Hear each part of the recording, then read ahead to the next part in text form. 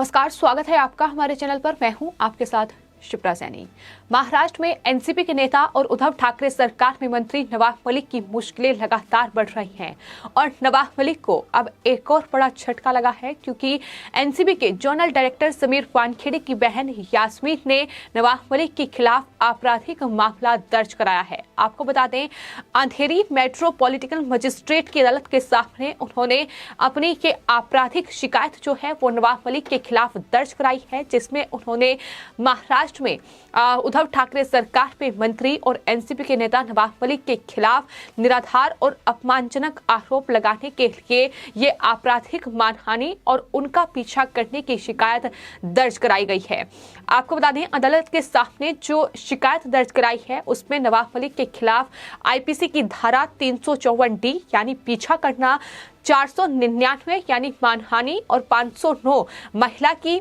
लज्जा का अनादर करने के इरादे से जो शब्द नवाब मलिक की ओर से कहे गए हैं उसके तहत कार्रवाई करने की मांग नवाब मलिक पर की गई है। जाहिर तौर पर हमने देखा कि किस तरीके से इस पूरे मामले में न सिर्फ नवाब मलिक की ओर से बार बार एनसीपी के जोनल डायरेक्टर समीर वानखेड़े को घेरा गया, उन्हें बदनाम करने की कोशिश की गई, बल्कि समीर वानखेड़े की बहन यास्मीन वानखेड़े और उनकी पत्नी क्रांति रेडकर वानखेड़े को भी नवाब मलिक ने जिस तरीके से उन पर आपत्तिजनक टिप्पणी की, तमाम बड़े आरोप लगाए, किस तरीके से यास्मीन वानखेड़े की जो सोशल मीडिया अकाउंट थे वहां से नवाब मलिक ने तमाम तस्वीरें निकाली और अपने ट्विटर हैंडल पर शेयर करते हुए आरोप लगाए कि ये समीर वानखेड़े अपनी बहन यास्मीन के साथ दुबई गए थे, वहां जाकर उन्होंने बॉलीवुड की हस्तियों से वसूली की, वहां जाकर इस पूरे ड्रग मामले में वसूली की गई है। इस तरीके से तमाम बड़े आरोप उनकी तरफ से लगाए गए, जिसके बाद समीर वानखेड़े की बहन यास्मीन वानखेड़े नवाब मलिक पर पूरी तरीके से हमलावर नजर आई और उनकी तरफ से ये साफ तौर पर कहा गया कि जिस तरीके से नवाब मलिक ट्विटर के माध्यम से, सोशल मीडिया के माध्यम से ये आरोप लगा रही हैं, इस तरीके से कोई भी सामने आकर आरोप लगा सकता है। लेकिन चूंकि यास्मीन वानखेड़े खुद एक वकील हैं, तो ऐसे में उन्होंने कानूनी लड़ाई लड़ने का फैसला किया था। उन्होंने कहा था कि वानखेड़े परिवार को बदनाम करने का जो षड्यंत्र नवाब मलिक रच रहे हैं उसका जवाब अब उन्हें कोर्ट में दिया जाएगा। पूरा मामला बॉम्बे हाई कोर्ट में है, लेकिन अब ये अलग से यास्मीन वानखेड़े ने नवाब मलिक के खिलाफ आपराधिक शिकायत दर्ज कराई है। आपको बता दें, अपनी शिकायत में यास्मीन वानखेड़े ने यह दावा किया है कि मलिक ने उनके खिलाफ मानहानि और निंदनीय निराधार आरोप लगाए हैं, जो अच्छी तरह से जानते हैं कि ये आरोप बिल्कुल असत्य हैं।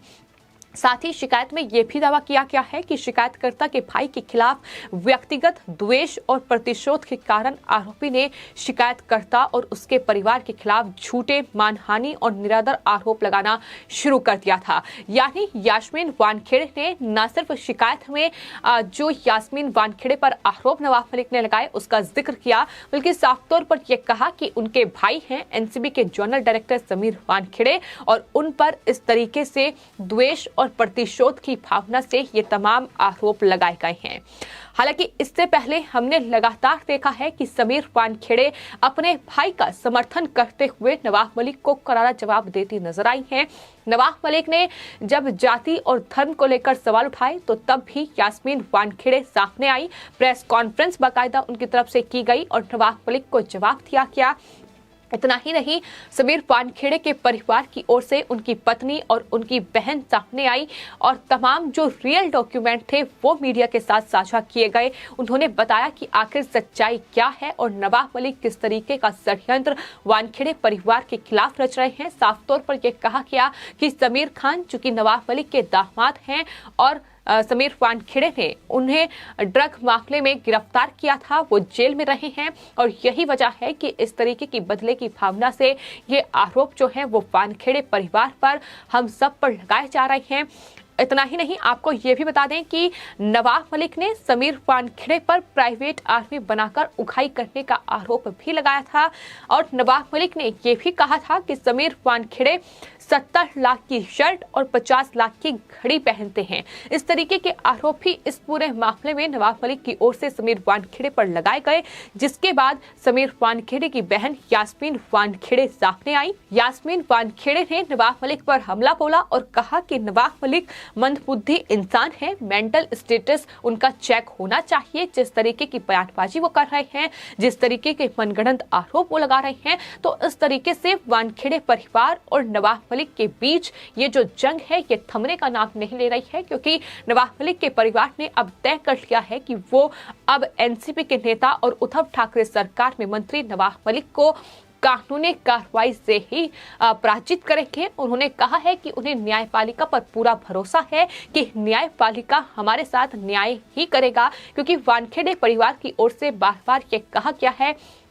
कि नवाब मलिक ये झूठे आरोप लगा रहे हैं। जो नवाब मलिक की ओर से तमाम दस्तावेज शेयर किए गए हैं उसमें भी समीर वानखेड़े के परिवार ने सच क्या है वो सामने रखा है। तमाम उनके जाति सर्टिफिकेट से लेकर उनका जो जन्म प्रमाण पत्र है उसे कहीं ना कहीं सामने रखकर ये साबित करने की कोशिश वानखेड़े परिवार की रही है कि सच्चाई देश के सामने आए और नवाब मलिक बेनकाब हो। और अब जो समीर वानखेड़े की बहन यास्मीन वानखेड़े ने ये जो शिकायत अंधेरी मेट्रोपॉलिटन मजिस्ट्रेट की अदालत के सामने दर्ज कराई है, जिसमें मांग की है कि उन्होंने नवाब मलिक पर आईपीसी की धारा 354D 499 और 509 के तहत ये जो कार्रवाई करने की मांग नवाब मलिक पर की है। इसके साफ साफ मतलब ये है कि नवाब मलिक ने उनके खिलाफ जिस तरीके की टिप्पणी की, जिस तरीके की आपत्तिजनक टिप्पणी उन पर की गई, उनकी पत्नी पर की गई, तो यही तमाम चीजें हैं जिसको लेकर फिलहाल ये शिकायत दर्ज कराई गई है। आने वाले वक्त में